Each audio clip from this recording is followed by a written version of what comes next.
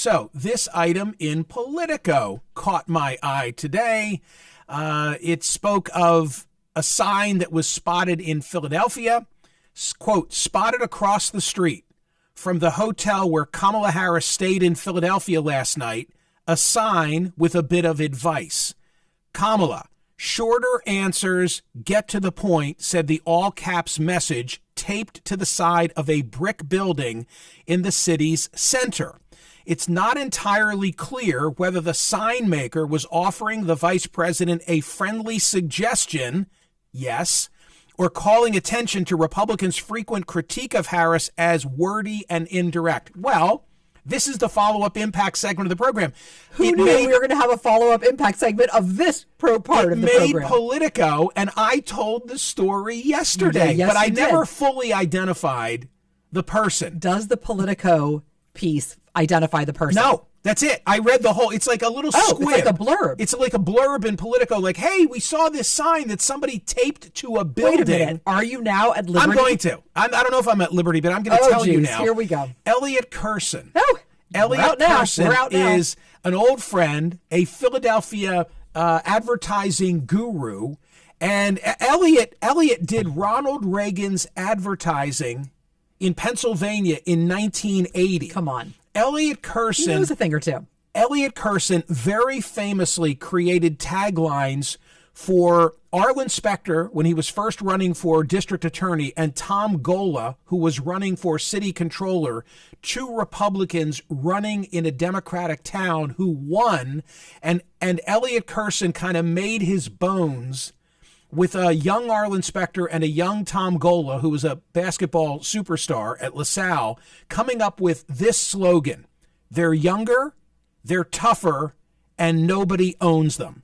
They're younger, they're tougher, and nobody owns them. So that got Specter and Gola elected. Then he worked for Ronald Reagan. And, you know, Elliot is still out there. He is. And he sent me an email Saturday at 5 a.m. Now I'm giving you the backstory that Politico doesn't know. He said, I dislike Trump so much. I was so pissed at Kamala's town hall performance that I made up a 24 by 36 inch poster, and I went over to, I won't say the name of the hotel, respect her privacy, and I put it on a wall where it could be seen when they left the hotel. I wouldn't call it word salad. I would call it insecurity, the worst thing a leader can show. That's when my gut said Trump could win. So that sign, and TC, notice the graphics. Thank you, Aleko. Notice just like how nice, that's like not a homemade sign. Like if I made a homemade sign, it'd be me writing on a yellow legal pad. With purple Sharpie. Like his has Kamala in black, underlined in red, and then in blue. Shorter answers, get to the point. Period. But I think it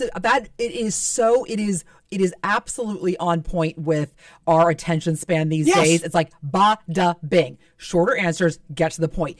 In other words, he is doing what he is telling her to do. Yes. He watched her on the CNN town hall in Delco. I was like, oh no. Okay, and he's in his, Center City abode. Here is a guy who created so many political careers, including boosting Ronald Reagan. He's not for Trump. He can't take it. He's sending me this note at 5 a.m. Right. So it means that in the middle of the night, he's applying his craft. He comes up with a slogan. He maybe needed better tape. That's the only thing. And he goes over and a lot of tape on that sign. Tapes it up on the building where she's staying. It's unreal. It's not a heckler. No. It's a guy trying to help her. Right. Politico, not to be negative toward them. I'm just saying it's kind of funny to me. They have no idea who put that sign up. It's an advertising guru. Hopefully someone's listening, because I think that would be a good story. Isn't it funny? They need a follow-up Kamala, segment. shorter answers, get to the point.